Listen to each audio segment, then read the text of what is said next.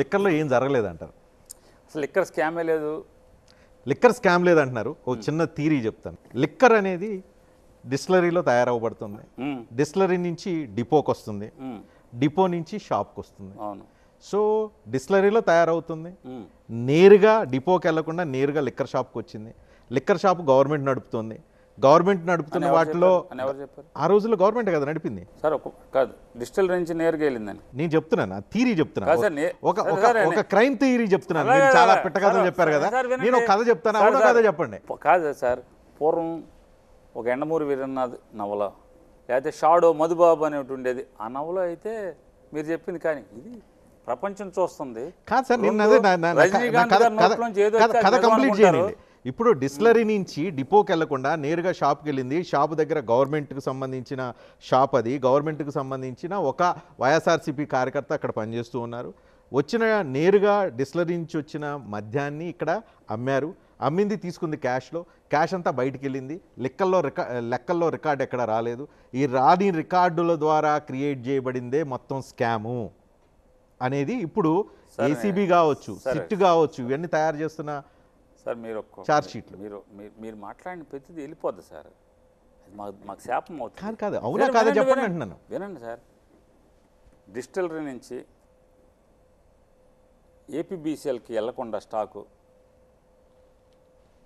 నేను చంద్రబాబు నాయుడు గారిని కూడా ఛాలెంజ్ చేస్తాను. ఒక్క ప్రూఫ్ చూపించండి.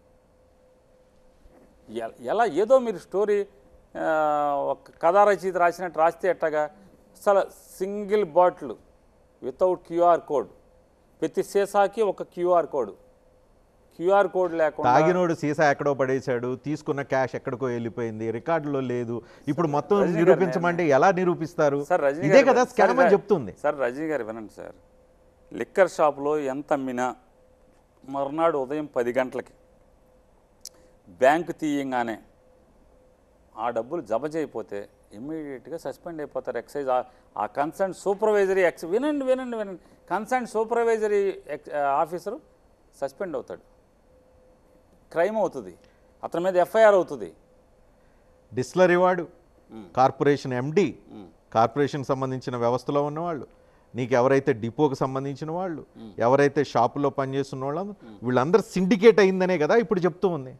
ఈ సిండికేట్ అవ్వటం వల్లే కదా స్కామ్ అంతా జరిగిందని. సరే ఇంపాసిబుల్ సార్, అది ఇంపాసిబుల్. మీ ఇష్టం అంటున్నా కదా, ఇంపాసిబుల్. జరిగేదే కాదు, అసలు జరగదు. కేవలం ఒకటే సార్, నారా చంద్రబాబు నాయుడు గారు లిక్కర్ ఎక్సైజ్ కేసులో, స్కిల్ స్కామ్ కేసులో, ఎక్సైజ్ కేసులో అంటే ఎట్లా అంటే ప్రభుత్వానికి రావాల్సినటువంటి రాబడి క్యాబినెట్ తీర్మానం లేకుండా ఉద్దేశపూర్వకంగా అది ప్రైవేటు వ్యక్తులకు చేరేలాగా నిర్ణయాలు తీసుకున్నారనేది ఒక కేసు. వేరేది ఇంకొక కేసు ఏదో ఉంది. ఈ ఎక్సైజ్ కేసుల్లో చంద్రబాబు నాయుడు గారు అంటే రెండోది ఏంటంటే, అసలు చంద్రబాబు నాయుడు గారు చాలా ఎంత జాతకుడు అంటే, ఆ కేసులో ఉన్న జైల్లో ఉండగానే ఈ లిక్కర్ కేసు కూడా బెయిల్ వచ్చేసింది. దాంతో అసలు ప్రపంచానికి ఎవరికి తెలియట్లా చంద్రబాబు అసలు లిక్కర్ స్కామ్లో ఉన్నాడని. చంద్రబాబు, కుల రవీంద్ర ఇద్దరు లిక్కర్ స్కామ్లో ముద్దాయిలు సార్. ఈరోజు బెయిల్ మీద బయట తిరుగుతున్నారు.